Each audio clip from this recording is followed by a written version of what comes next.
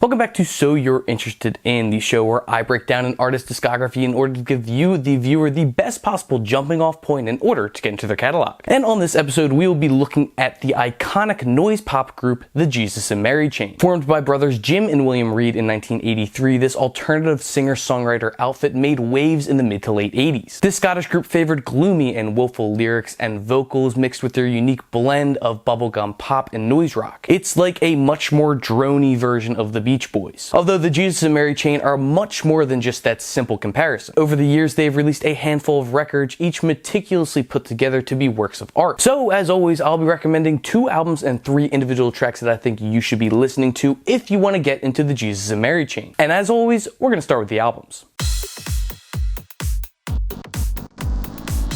The first Jesus and Mary Chain album to listen to should be their 1985 debut record, Psycho Candy. Droning, dreary, and drab, Psycho Candy is a pop LP that is tethered down by the downcast vibes that the Jesus and Mary Chain are known so well for. The song Just Like Honey is the perfect embodiment of that description. Between the ethereal vocals and full guitar notes, this song is a pop track in every sense of the term. Don't let the noisy atmosphere fool you for even a second. Just Like Honey is meant to be played while having a nice drive around town. Then there is Cut Dead, a song that is overflowing with catchiness. The vocal melody is sublime, like a relaxing lullaby. And the instrumental is just subtle enough to add an air of mystery to this beautiful cut. Finally, be sure to hear Something's Wrong. A bit more up-tempo in comparison to the 2 tracks previously mentioned, Something's Wrong embraces fuzz and noise much more. It's chock full of buzzing guitar flares and sharp percussions, with the vocals being buried behind a disorderly wall of sound. Psycho Candy masterfully crosses pop and noise rock, making it both a staple of the Jesus and Mary Chain's catalog as well as music in general. Be sure to check this record out. The next record from this illustrious group to check out is their 1987 LP, Darklands. This is the follow-up to Psycho Candy, and in so many ways, the Jesus and Mary Chain deliver by giving us even more classic noise pop tracks. Take Happy When It Rains, for example. Instantly you see a change in the mixing style as the vocals are brought up way further than they ever were on Psycho Candy. The elegant, glistening instrumental paves the way for Jim's enamoring vocals. The song toes the line between melancholy and joy in such a masterful manner. Next is the romantic April Skies. The guitars and drum machines are much more outspoken on this cut, taking control of the song's sonic direction. It helps to emphasize the outpouring of emotion in Jim's lyrics. On the Wall is one of the few cuts sung by William on this album. These ground-shaking bass pulses and pitter-pattering drums are to die for, while the guitar sounds like it could have come off of an early Velvet Underground record. It all builds up for William's vocals to take the stage, as he lethargically sings about trudging through life like he's a clock on a wall. Darklands is like the title says,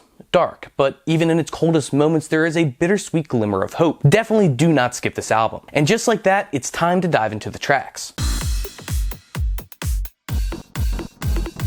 The first Jesus and Mary Chain song to give a spin is Head On, which appears on their 1989 LP, Automatic. The drum and guitar feel like they are walking down the street, strutting their stuff with an immeasurable amount of swagger. The vocals are confident as well, aiding in giving this track an overall sense of style and swank. Also, lest we forget the drony bridge that just exudes flair. Head On is clearly a pop song that is shrouded in noise and sophistication. This is absolutely worth a listen. Next up, Sometimes Always from their 1994 record Stoned and Dethroned deserves a proper listen. This cut is a duet between Jim Reed and Hope Sandoval, which is certainly different from all the other tracks that we've mentioned so far. The instrumental really takes a back seat here, leaving the 2 singers as the main focal point. I suggest this song mainly because you really do get a different side of the Jesus and Mary Chain. Sometimes Always almost feels like easy alternative listening in comparison to all the other songs they have to offer. Regardless, you should definitely check this cut out. The last track that you need to make sure you listen to is the live version of Upside Down, which comes off of the Barrowlands live release. This is the chaotic closing track from this live record, and I think that it perfectly encapsulates the ethos of the Jesus and Mary Chain. It's unnecessarily noisy, doing its best to outweigh the Britpop vocals and instrumental. It's the 2 sides of the band at war with each other, all in a live setting. It's a truly great track as it is, and it's even better with this great performance. Do not sleep on the live version of Upside Down. And that will conclude my video on the Jesus and Mary Chain. I hope that you found some albums or songs to check out out if you've never heard of this group before. Maybe you're a big fan of these guys and I missed your favorite, or I screwed up the whole video in your opinion. Whatever it is, leave a comment below. I'll be sure to read it and respond to it. Speaking of comments, if you have any suggestions for future videos, please leave them down there. I have a nice little backlog I'm working with right now of video scripts that I've written, videos that I've filmed already. So if I don't get to yours right away, nothing personal, I'll do my best to get to it. And while you're down there, please make sure to subscribe to this channel if you have not already. Aside from this show, I also do Stacks of Wax, which is basically just me going through my record collection alphabetically and showing off what I got. Actually, the last Stacks of Wax that just came out is the first time that we have gone all the way from A to Z. Since starting that show like 3+ years ago at this point, there have been plenty of records that I did not talk about once we went through alphabetically. So we'll be starting again with the A's and going through and catching up on all the things that I've gotten since then. But yeah, that's about all that I have to say.